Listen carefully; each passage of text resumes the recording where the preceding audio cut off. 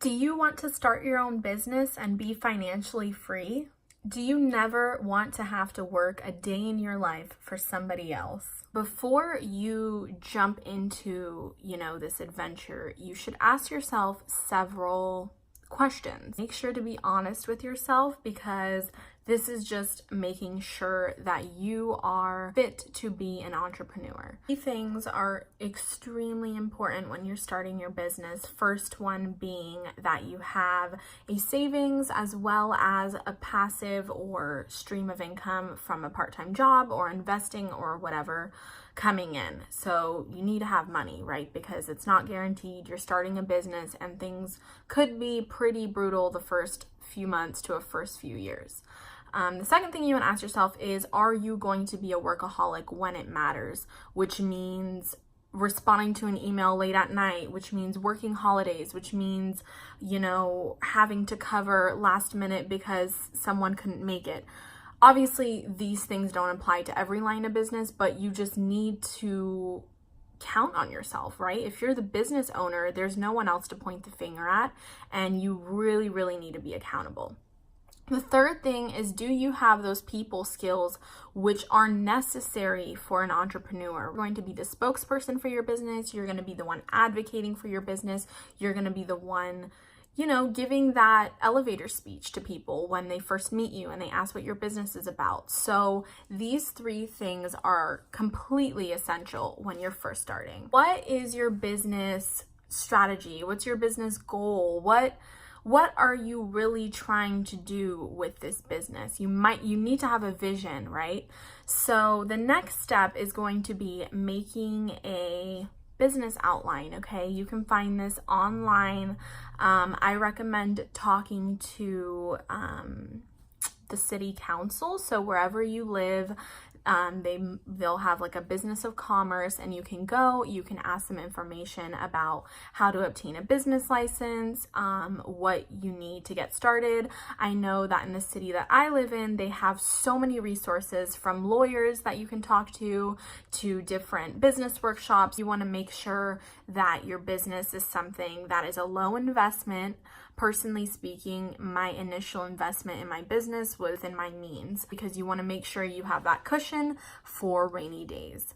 And so ensure that your business is aligned with your vision, aligned with your goals, aligned with who you are as a person, what you represent, what your strengths are, and also that it's not biting into your savings just drastically. Once you have, the money situation figured out, you need to network, okay? Whether this means going to networking events, especially in your community, join Facebook groups, make business cards.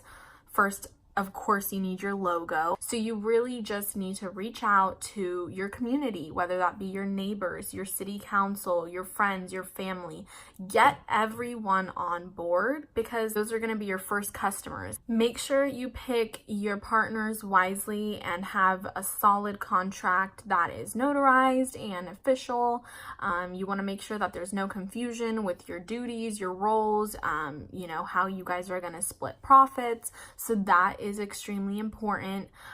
Also, the type of business that you are starting, whether it's an LLC, whether it's, just a general partnership, whether it's a sole proprietor, like these are very important, because down the line, once you start getting with the legal issues and insurance and things like that, those things will come into play. When choosing your business name, you want to make sure that there are no other registered businesses with your name. You want to stand out, even if it's like your name, but a letter or a symbol is different. I would just completely scratch it, because you want to be the only one in the market with that business name, and you want to make sure your logo is unique. You want to make sure you have a consistent vibe with your whole coloring on your website and things of that nature.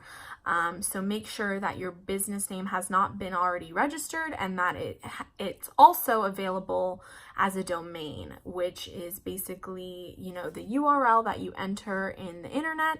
You want to make sure that nobody has taken that name already. As for business ideas, I always try to look for businesses that are profitable, of course, but in your line of business. So I'm just going to throw a few examples out there.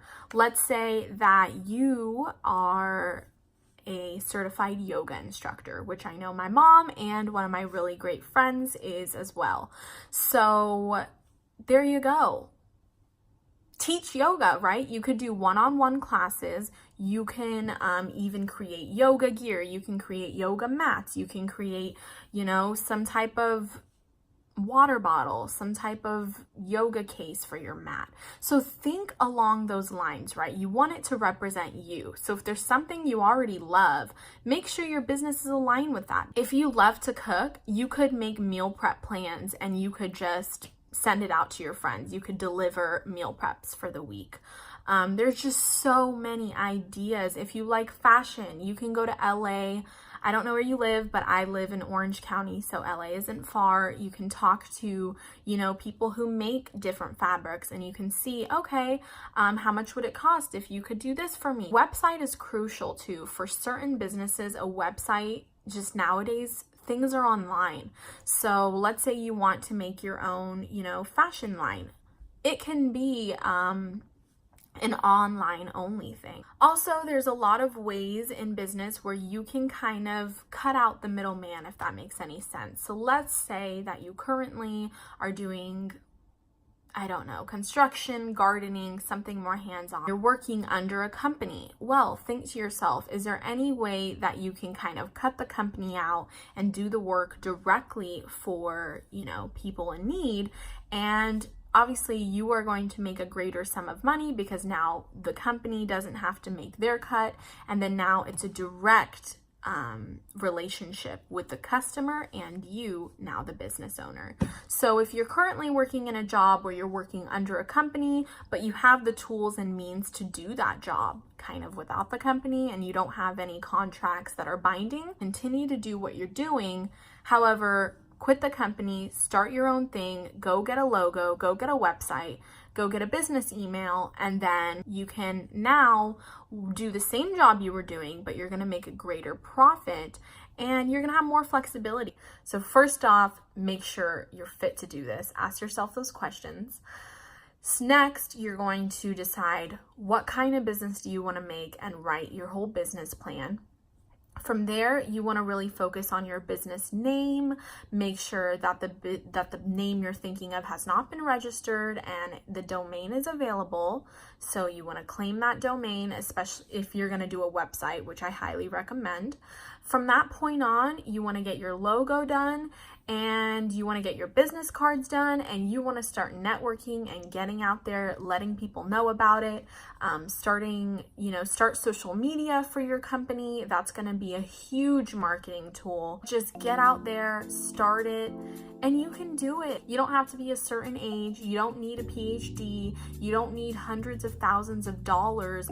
All you need is a solid plan, people who support you, and that drive, that consistent drive where every day you're going to be going after it. I hope this was helpful. If you guys would like, more personal advice about your situation, please feel free to comment me below. Thank you so much for watching. I'm thankful for every one of you and I believe in you guys. So believe in yourself and go after that business that you've been wanting to start. Have a lovely day.